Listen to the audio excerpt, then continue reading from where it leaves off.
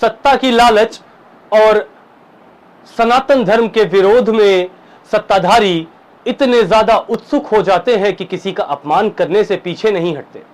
पिछले कुछ समय पहले ही अखिलेश यादव ने योगी आदित्यनाथ जी को लेकर एक बयान दिया, जिसमें उन्होंने ये तक कहा कि मठाधीश और माफिया में कोई अंतर नहीं है। उनकी इसी रीत को आगे बढ़ाते हुए अफजाल अंसारी ने फिर से एक बार सनातन का विरोध किया।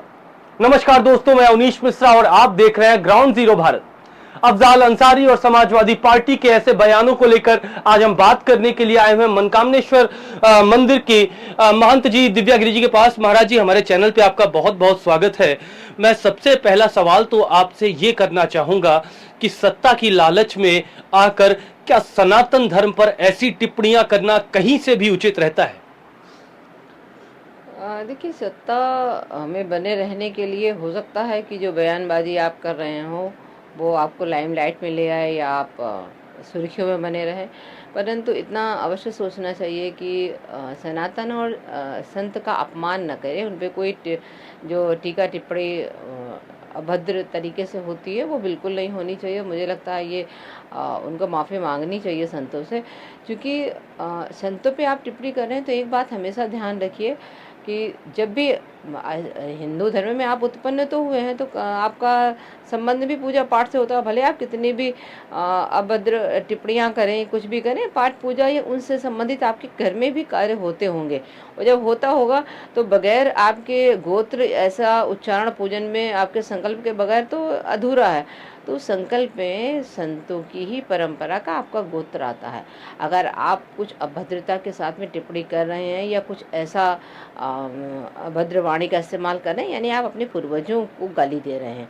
ये हमेशा ध्यान में रखना होगा। और इस तरह का मुझे लगता है कि अंदर से ना भी कहते होंगे तो ऊपर से इसलिए भी कहते होंगे कि कोई ना कोई हमें मीडिया में बने रहना, या इस तरह की जो घटनाएं हैं या थोड़े दिन तक चर्चा में, 2-3 दिन तक तो चर्चा में बने ही रहना है उन्हें। तो मगर चर्चा में बने रहने का ये सबसे घटिया और निहायत निंदनीय तरीका है। ऐसा उनको नहीं करना चाहिए। ऐसा नहीं करना चाहिए। अखिलेश यादव जी सत्ता में इतने जिम्मेदार पद पे बैठे हैं, कभी वो कहते हैं कि श्री कृष्ण भगवान हमारे वंशज थे और कभी कहते हैं भगवान श्री कृष्ण उनके सपनों में आए। उसके बाद उन्होंने योगी आदित्यनाथ जी को लेकर, महंत जी को लेकर, जो एक मठाधीशी को लेकर उन्होंने पूरी टिप्पणी की।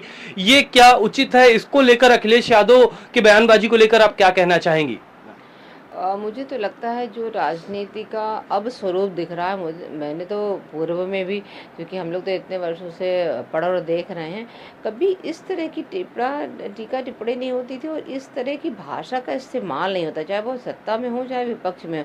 कभी भी हर व्यक्ति को एक सम्मानजनक दृष्टि से देखा जाता था और वाणी की भी एक जो संयमता है वो बनी रहती थी। पता नहीं अभी आजकल के लोगों को क्या हो गया है, उधर से वो कुछ कहते हैं, उधर से वो कुछ कहते हैं, परंतु हमेशा ये ध्यान में रखा जाए कि जो भी आपके वर्तमान का जो भी व्यक्ति है, वो चाहे प्रधानमंत्री जी हों या मुख्यमंत्री जी हों, अगर वो सत्ता पे हैं, किसी पद पे हैं, तो कहीं ना कहीं देव योग के कारण और अपने कार्यों की वजह से हैं। इतने अच्छी तरीके से सूबे को संभालना कोई खिलवाड़ तो नहीं है। तो आप उनसे कुछ सीख सकते हैं।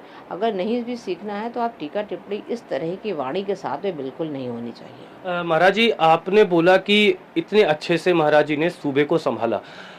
अफजाल अंसारी की बात करेंगे, जिसने अभी ये बोला कि योगी आदित्यनाथ जी ग्राम प्रधानी के लायक भी नहीं है, और इसी बयानबाजी के चलते एनकाउंटर को लेकर भी सवाल उठाए और साथ में ये तक बोल डाला, हमारे कुंभ का जो एक बहुत महापर्व होता है, कुंभ के महापर्व को लेकर बोला कि गांजा को वैध कर देना चाहिए, क्योंकि अगर माल गाड़ी भर गांजा भी कुंभ में भेजा जाए तो खत्म हो जाए। ये किस तरह संतों का अपमान करने की जो प्रक्रिया अखिलेश यादव ने चलाई, अफजाल अंसारी जिसका पूरा आपराधिक इतिहास है वो बढ़ा रहा है।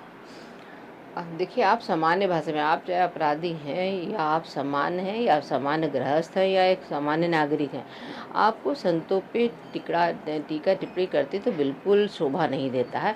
और आप किस अधिकार से कहते हैं? अगर हम अपने ऊपर जाएं, हम अपने छिद्रों को देखें, उसके बाद हम किसी की टीका टिप्पणी, अगर आपको लगता है वो चीज़ खराब है तो आप उसको बैंड करा दीजिए। आप उसके लिए प्रयास, अगर आप अच्छे से उसमें प्रयास करिए तो काम होगा, मगर आप टीका टिप्पणी मत करिए। आपको किसी की दिनचर्या से लेके क्या करना है, कौन क्या करता है, कौन क्या नहीं करता है। अगर आपको कुछ करना है तो ग्राउंड लेवल पे जाइए, उनके लिए उनके साथ काम करिए।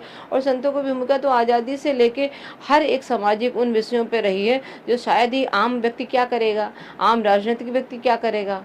ठीक, उनकी वजह से तो भारत आज़ाद हुआ, संतों की वजह से पहली लड़ाई उन्होंने लड़ी।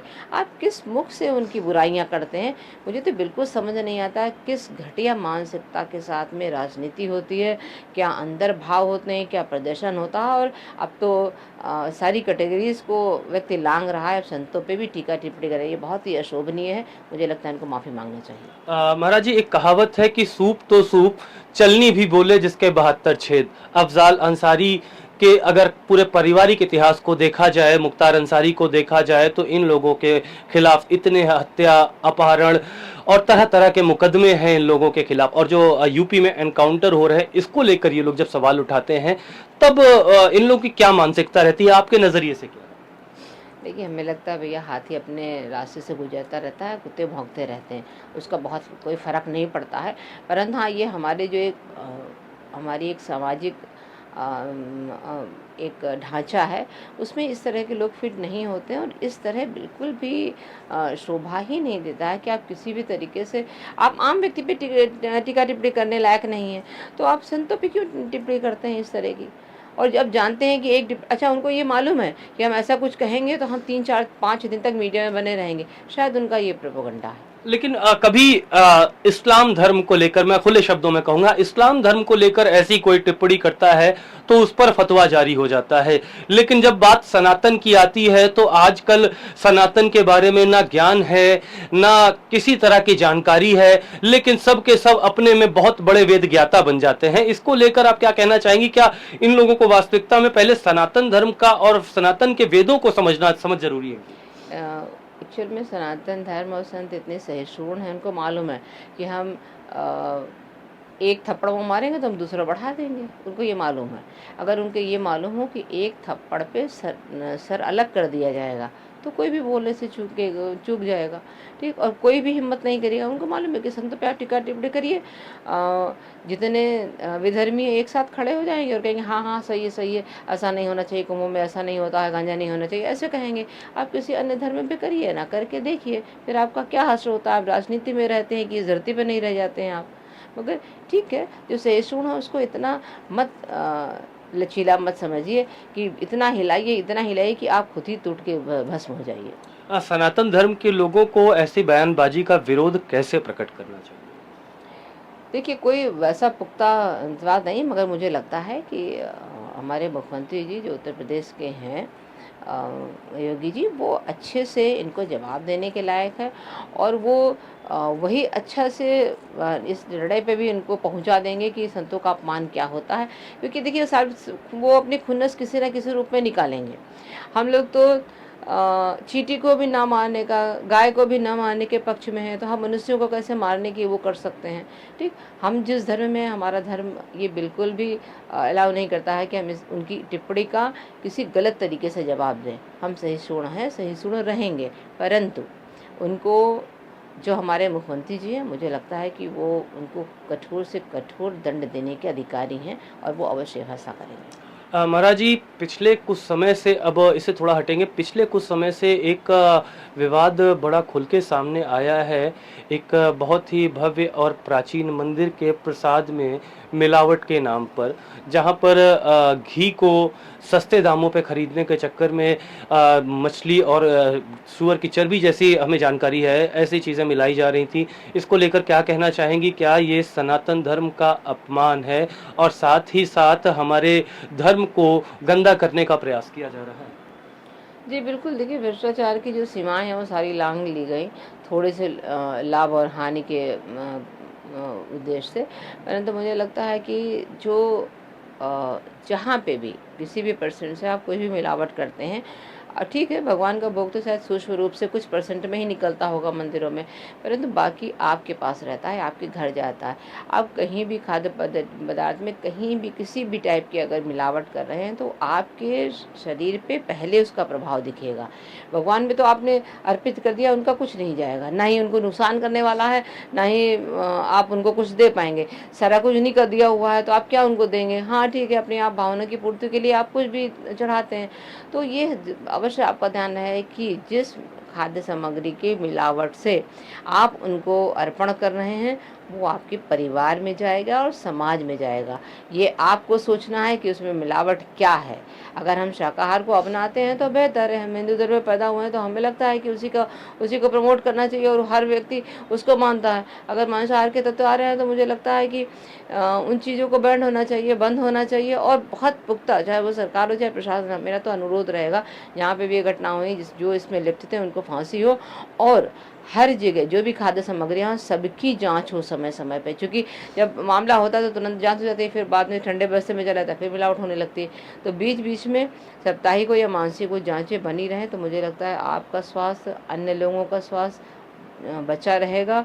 और चूँकि कैंसर जनित इतने ढेर से मामले सामने आते हैं, पहले हम लोग यदा-कदा कैंसर सुनते थे, अब सिर्फ खाद्य सामग्रियों के भ्रष्टाचार की मिलावट के कारण हर 10वां व्यक्ति कैंसर से पीड़ित है।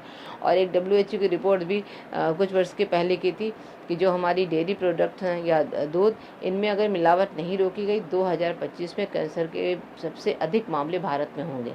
फिर भी भारत सरकार सचेत नहीं है। तो ऐसे को क्या कहेंगे? या तो आपके पास में जीवन जीने के 2 तरीके हैं, या तो आप शाकाहार का सेवन करें या आप मांसाहार पे जाएँ। दोनों चॉइस आपकी हैं। आप चाहते हैं कि आप कैंसर से बचें तो आपके पास में चॉइस है, आप चाहते हैं तो आप जो नियम बने आप उनका विरोध करिए। तो 2 तरह के व्यक्ति हैं, चूज़ आपका है।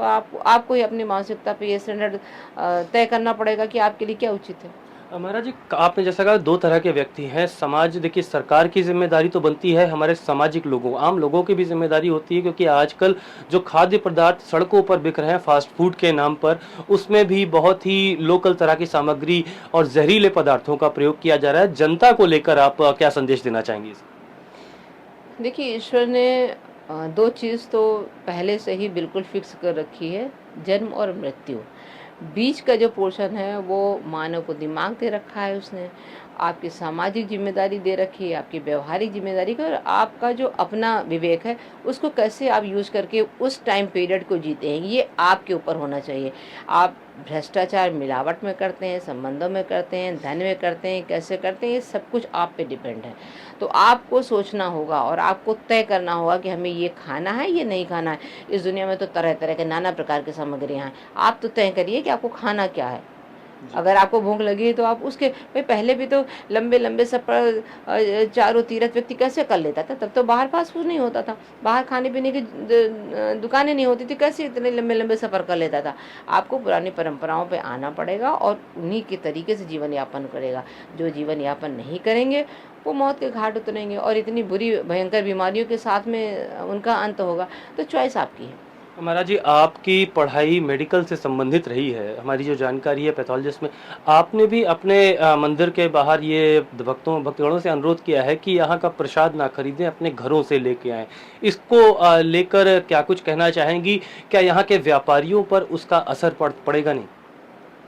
देखिए, व्यापारियों पे असर का जो मामला है वो थोड़े से लाभ हानि से जुड़ा हुआ है। ठीक, सेहत को अगर हम लेंगे तो अगर हम उसको प्राथमिकता में लेते हैं, ये तो सब द्वितीय है। आप अगर अपनी सेहत को सही रखना चाहते हैं, चाहे वो विक्रेता हों, चाहे वो क्रय करने वाले हों, दोनों को ही सोचना पड़ेगा कि हमारे लिए सही क्या है। अगर वो सही बेचेंगे नहीं तो आप सही ले नहीं पाएंगे। और जैसे जब कभी आपने लाल बहादुर शास्त्री जी का नाम सुना होगा। एक बार आपदा आई, गेहूँ बाहर से आता था, तो उन्होंने कहा कि हम उपवास कर लेते हैं, हम आटा ही नहीं खाएंगे। ठीक, इतना विशाल व्यक्तित्व का व्यक्ति एक आह्वान करता है और सारे लोग उस बात को मान लेते हैं। ठीक, उनको मालूम था कि इसका अभाव है और अगर हम उपवास कर लेंगे तो ये समस्या सॉल्व हो जाएगी। ठीक, जब हमको मालूम है कि इसमें मिलावट है, इसमें भ्रष्टाचार है, 70 रुपए का अगर दूध आ रहा है तो 7-8 सौ रुपए में आपको घी नहीं मिलने वाला है। घी आपको 2000 रुपए किलो मिलेगा। आप ग्रामीण क्षेत्र में जाएँगे तो 1200 का मिल जाएगा। परंतु अगर आप शुद्धता पे जाएँगे तो आपको शाकाहार बचेगा। अगर आप शुद्धता पे नहीं जाएँगे तो आप मांसाहार पे जाएँगे। ठीक, तो चॉइस आपकी है। और हमारा तो ये आग्रह है, हमने अपील भी करी कि अगर घरों से आप अपने इष्ट या भगवान के लिए प्रसाद लेके आते तो उसमें बुराई क्या है। ठीक है, अब जब तक आपको शुद्धता का पता ना चले, आप अस्वस्थ ना हो जाए, वहाँ से मत सामान लें। अगर आप लेना भी चाहते हैं तो स्वागत है, आप लेके आइए, हम अंदर निकालेंगे नहीं, हम आपको सीधे सीधे वापस कर देंगे, क्योंकि हम ये नहीं चाहते कि जो निकले प्रसाद वो किसी प्रकार के भ्रष्टाचार में वो प्रसाद लिप्त हो या आपकी सेहत के लिए ठीक ना हो। हम तो वही कोशिश करेंगे जो हमारा विवेक कह रहा है, परंतु आपका विवेक आपके लिए जो अलाउ करता है आप उसके लिए स्वच्छंद हैं। समाज में नाना प्रकार की वस्तुएं बिकती हैं, हमें जो जरूरत है हम उसी को तो खरीदते हैं, हम नाना प्रकार की सामग्री तो नहीं खरीद लेते हैं। तो जहाँ पे ईश्वर की बात आए, देवस्थान की बात आए, तो हमें लगता है शुद्धता बची रहनी चाहिए। शुद्धता बची रहने। आखिरी सवाल के साथ अपनी बात समाप्त करना चाहूँगा।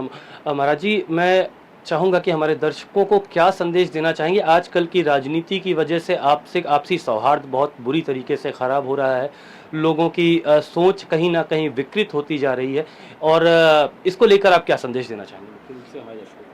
देखिए, अभी जो बहुत बड़ा परिवर्तन है वो हमारे युवाओं के बीच में है। सनातन धर्म को लेके वो सचेत हैं और जागरूक हैं, जो बहुत अच्छी बात है। पहले आदमी मंत्रों की तरफ या पाठ पूजा की तरफ या देवस्थानों की तरफ भीड़ कम हुआ करती थी।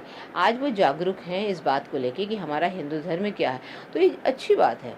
आप चाहे वो मीडिया के माध्यम से हो या इंटरनेट के माध्यम से, वो लोग जानना चाहते हैं कि ये पद्धति क्या है, पूजन कैसे होता है, या इन देवताओं का स्वरूप क्या है। ऐसी ढेर सी चीज़ें हैं जो पहले विलुप्त प्राय हुआ करती थी। हम सिर्फ अंग्रेजी पे फोकस करते थे, हम अन्य अन्य चीज़ों को जानने की कोशिश करते थे जो हमारे लिए आवश्यक थे नहीं। अब हम जानने की कोशिश करते हैं कि हमारा धर्म क्या है। तो अच्छी बात है, युवाओं को आना चाहिए। और जो हमारी अच्छी चीज़ें हैं, क्योंकि इंटरनेट में बहुत कुछ उपलब्ध है जो आपके लिए हानिकारक है, आप उन्हीं चीज़ को देखें, उन्हीं चीज़ को अपने अंदर आत्मसात करें जो आपके जीवन जीने में सहायक हो। आप हम बड़े या अपने बुज़ुर्गों का आत्मसम्मान या हमारे महापुरुषों का आत्मसम्मान कैसे बचा रहे, हम उनको सम्मान कैसे दें।